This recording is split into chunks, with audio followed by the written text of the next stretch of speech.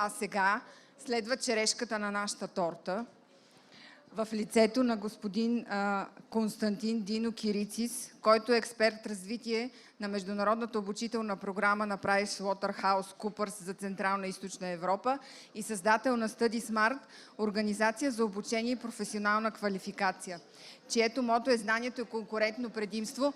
Ако го посрещнете, като спрете да си шушнете помежду си, защото продължавам да чувам малко шум в залата. Да, благодаря ви. Чудесно.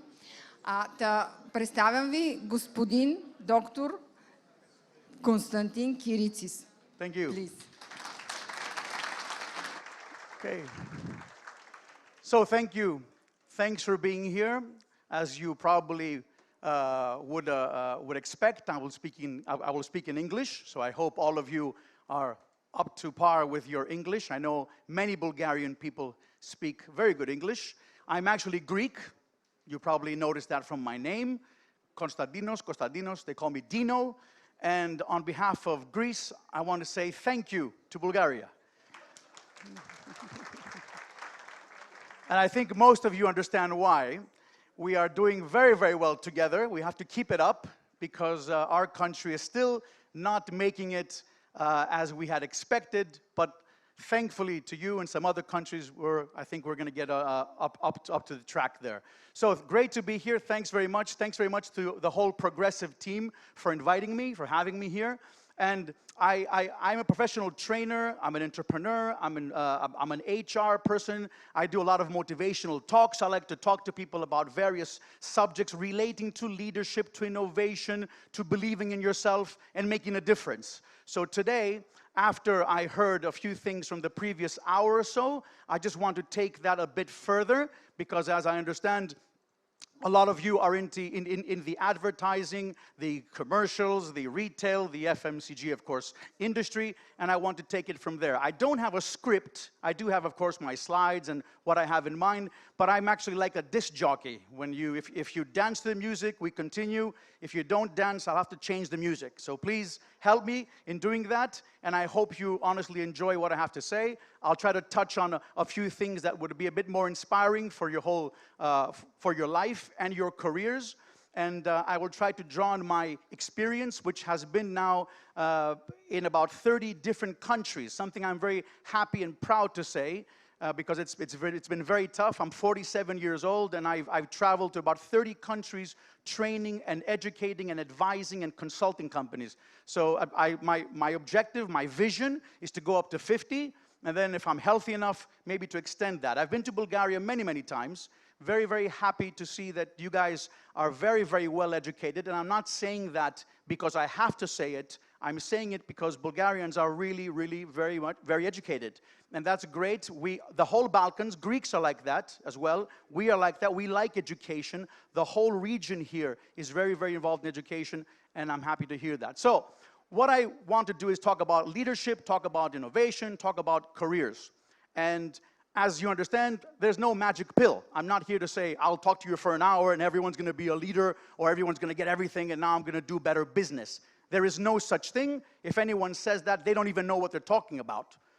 It's very important to stimulate you. Today, when I leave and I go back to Athens tomorrow, I want to stimulate you. I want you to start thinking a bit differently. And if I can do that, then of course we have met our objective. So there's no magic pill. It's a continuing process. It's a continuous process. So feel free, of course, on your own after this, if you want to get in touch with Progressive, myself, I'll be happy to support and I answer. I'm one of those people that answers their emails in 48 hours, and I answer to everyone.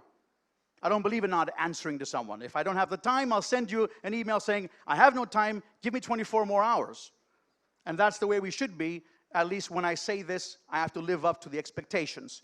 And even though you're a huge crowd, trust me, as long as you don't send it at the same time, I think I can handle some of you if you ask me anything on an email. So before we begin, I want to say that I believe in the 80-20 principle. And all of you, or many of you who are familiar with mathematics, with statistics, and many of you, of course, in Bulgaria are the gurus in IT, and you do a lot of these things in engineering. What this principle is all about is that everything in life is 80-20.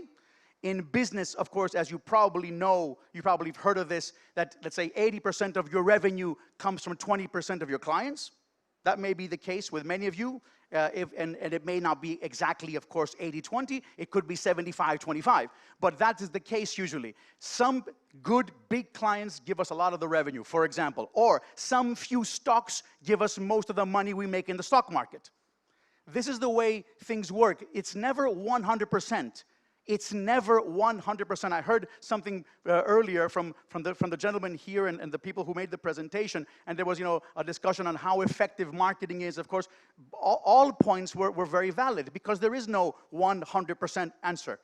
I cannot come here and tell you, if you do this, you'll become a great leader. If you do this, this will work. How many of you know it will work? We don't even know anything can work. We try things, and of course, yes, we can agree on about 80% from that 100%. We can say 80% of the time this happens. So I'm here to tell you that 80% of the time you would probably agree with me, but not 100%. And all of you can debate. And if we start debating, of course, there'll be a great discussion, but unfortunately, I won't be able to finish my presentation. So please, let's go with the 80%, and after that, we can go out and we can discuss as much as you want. But just taking that principle, I use this with my wife because I'm usually 80% correct. She's always 20% correct. I think it's the same everywhere, right? In Bulgaria, same thing? Yes. Almost, okay. I was actually in Saudi Arabia, and at some point, I was teaching last week in Saudi, in Dammam, in the city of Dammam, and I had 15 amazing Saudis, and I said something on my wife. I said, let's have a break, I gotta call my wife. Like a typical Greek would, right? So I take my phone, so we had the break, and I said, well, you guys in Saudi don't have these problems, right? You don't have to, you have many wives. And said, no, it's the same here, Dino, they said, it's the same here. So it's everywhere, trust me. So let me go further. Leadership, great word, difficult thing to understand, and everyone has their own style. Everyone has their favorite people that are leaders. There's a lot of great stories, and I'll talk a lot about storytelling. I want to thank the people who spoke earlier because they talked about storytelling. Storytelling is magnificent, and I think it's something that we're getting a lot more into in leadership as well. I'll get into that. But there's always great stories that, I'll give you an example. In Bulgaria, let's say Christos Stoichkov was a great leader, right? No, not many. Okay, I'm just checking you. Berbatov or something, right? Because he plays in PAOK. But yeah, Berbatov, okay. But the idea is that some people have their own style. They're not the same. They're not the same players. They're not the same people. Leadership could be anything for anyone. That's the 80-20 principle again. You cannot have one typical leader. You can have leadership characteristics. So I'm not here to tell you this is the way you should do it. I'm a leader, I feel, for myself, but I have my own style. And I believe in values. I'll explain that. I don't believe in skills, technical skills. I believe in values. This is the one key takeaway. When you leave today, I want you to remember the values part, not the technical skills. And I'll explain that. I'll explain what I mean by this. So, a few facts. Leadership involves people.